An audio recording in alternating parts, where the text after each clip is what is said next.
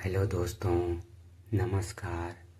आज मैं अमर सुहाग की कहानी सुनाने जा रहा हूँ। ध्यान से सुनिए।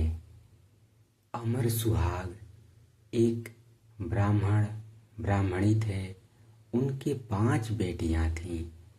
पांचों बेटियां विधि विधान से देवाधिदेव महादेव व माँ पार्वती का विधि पूर्वक पूजन कर अमर सुहाग की कथा सुनती थीं।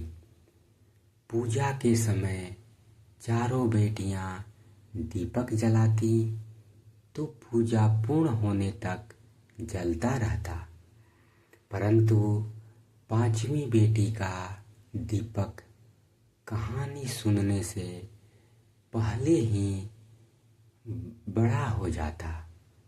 यह देखकर 5वीं बेटी को चिंता होने लगी।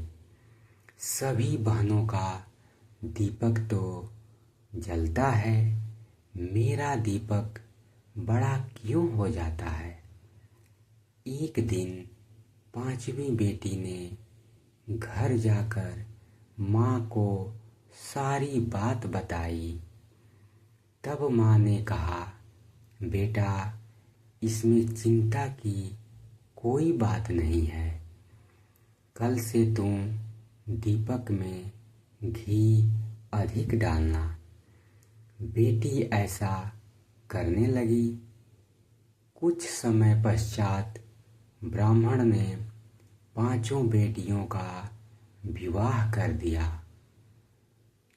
चारों बेटियों के घर में अन्न धन के भंडार भरे थे, परंतु 5वीं बेटी की आर्थिक स्थिति थोड़ी कमजोर थी।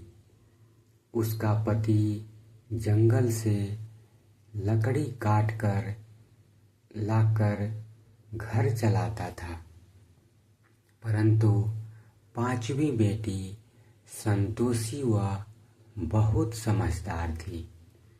कभी किसी से शिकायत नहीं करती थी।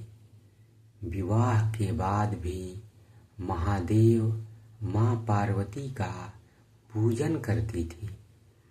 एक दिन उसका पति कम लकड़ियाँ लेकर आया तो उसने पूछा, क्या हुआ, आज लकड़ी कम लाए हो? तो पति ने कहा, आज मेरी तबीयत खराब है, मुझे बुखार है। दूसरे दिन लड़की ने पति से कहा, आज आपकी तबीयत ठीक नहीं है, आज मैं भी आपके साथ चलूंगी। उसने सास ससुर से आज्ञा लेकर पति के साथ चल पड़ी। जंगल में पति की तबीयत खराब हो गई और पति की मृत्यु हो गई। जंगल में अकेली थी, कोई मदद के लिए नहीं थे। पति का सिर गोद में रखकर विलाप करने लगी।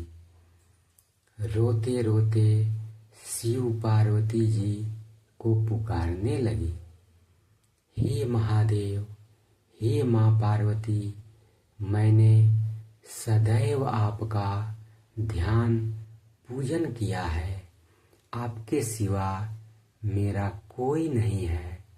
मैं घर जाकर अपने बूढ़े सास ससुर को क्या कहूँगी।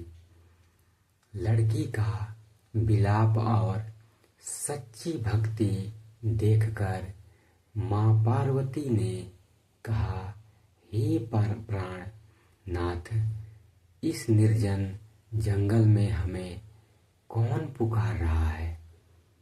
हमें उसकी रक्षा करनी चाहिए। माँ पार्वती ने पूछा, लड़की को क्या हुआ है? तुम क्यों रो रही हो? तब लड़की ने सारी बात बताई और महादेव जी पार्वती माता के चरण पकड़ लिए और विनती करने लगी। उसकी पूजा भक्ति से प्रसन्न होकर उसके पति को जीवन दान दिया और आशीर्वाद दिया कि जो कोई भी सुहागन स्त्री श्रद्धा भक्ति से अमर सुहाग की शिव पूजन कर कथा सुनेगी वह सदैव अखंड सौभाग्यवती रहेगी। उसके सुख संपत्ति अन्न धन के भंडार सदैव भरे रहेंगे। धन्यवाद दोस्तों। अगर यह छोटी सी कहानी आपको अच्छी लगी हो तो चैनल को लाइक करें, सब्सक्राइब करें और वीडियो को शेयर करें, चैनल को प्रमोट करें। धन्यवाद।